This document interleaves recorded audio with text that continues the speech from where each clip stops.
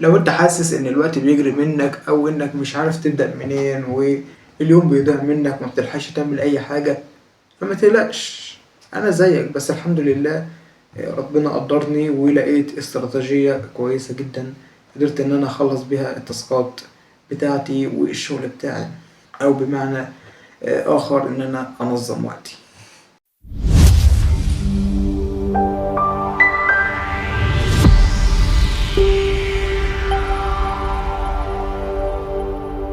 انا شخصيا كنت بصحى من نومي واشوف التاسكات اللي ورايا. طبعا اول ما بشوفها تراكمات ياما، طبعا اتسد نفسي واقفل الكتب خالص واقعد افتح بقى الانستا والفيس والواتس والتيك توك والكلام ده.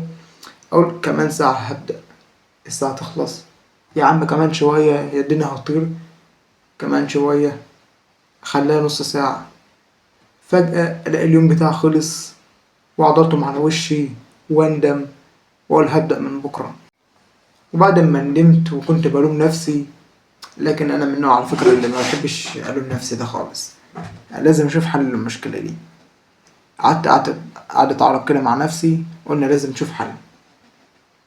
اشوف هو ليه يومي بيضيع وانا قاعد فاضي، ولا التاسكات اصلا معليش تاسكات في اليوم بتاعي، ولا انا مش مركز، ولا انا مثلا بنام اقل من 8 ساعات.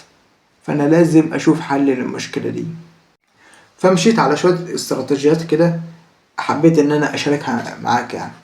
اول حاجة ان انا قبل مثلا ما انام بكتب الحاجات اللي انا هعملها في تاني يوم.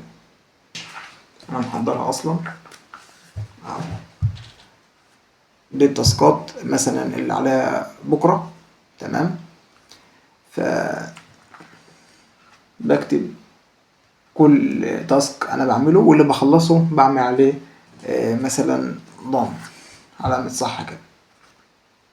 دي التاسكات اللي عليا اليوم الخميس. وزي ما انت شايف طبعا تاسكات يعني بسيطة يعني، عشان برضو ما اضغطش نفسي في اليوم ده. لا، تاسكات كده بسيطة واللي ما اقدرش اكمله اركنه لتاني يوم. طبعا في التاسكات ديت انا بشوف الاول ايه الاهم، الاهم في المهم. انا مثلا عندي تسليم شيت للكلية وعندي تصوير فيديو، فانهي الاهم؟ طبعا الشيت، نخلص بس الشيت بتاع الكلية وشغل الكلية، بعد كده لما باجي بعمل الكلية بصور الفيديو اللي حضرتك شايفه. لكن الاهم فالمهم، عشان ما اصورش الفيديو واشيل السنة انا بقى. طبعا من اهم الاستراتيجيات اللي انا كنت بعملها ان انا بشتغل مثلا على تاسك واحد، اخلص التاسك ده اشوف التاسك اللي بعده وهكذا. انا مثلا زي ما قلت لك كده التاسك بتاعي كده اللي بخلصه بعمل على علامة صح، تمام، عشان تحس ان انت عامل انجاز كده ونفسك تتفتح. اللي بخلصه بعمل عليه صح واشوف الحاجة اللي بعدها، بدل ما انا امسك تاسك قدامي وفي تاسك جنبي وتاسك تاني، فابدا اتشتت واتوتر وفي الاخر يسد نفسي واخش انام. واحدة واحدة امسك التاسك اخلصه اخش على اللي بعده.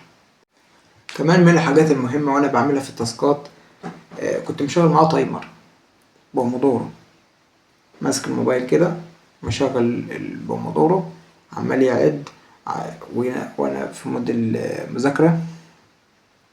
وطبعا بعمل سايلنت للموبايل بتاعي عشان ما تشتتش.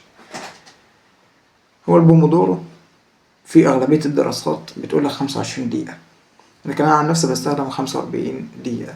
وده يعني مش تفاخر يعني ولا حاجة، لكن أنا شايف الرينج بتاعي في كده. في ناس بتشوف مثلا 25، في ناس ما بتلحقش تكمل 10 دقايق على بعض وبتسد نفسها، فكل واحد على مقدرته. لكن أنا لو كملت 25 دقيقة فبعد ما أنا دخلت في المود أطلع تاني ما كنتش لسه خلصت التاسك. لكن 45 دقيقة دي كافية إن أنا ممكن أخلص لك فصل واحد الحمد لله يعني.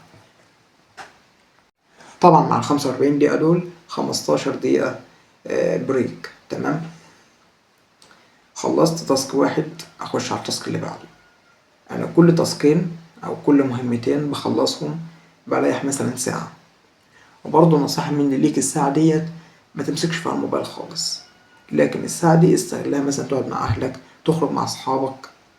لأن لو أنت فضلت قاعد على الموبايل في الساعة ديت تعمل سكرول كده على اليوتيوب أو على الفيس، هتلاقي نفسك خد من يومك 3 ساعات. وبرضه يومك ضاع. لكن لأ، الساعة دي استغلها في حاجة تنفعك.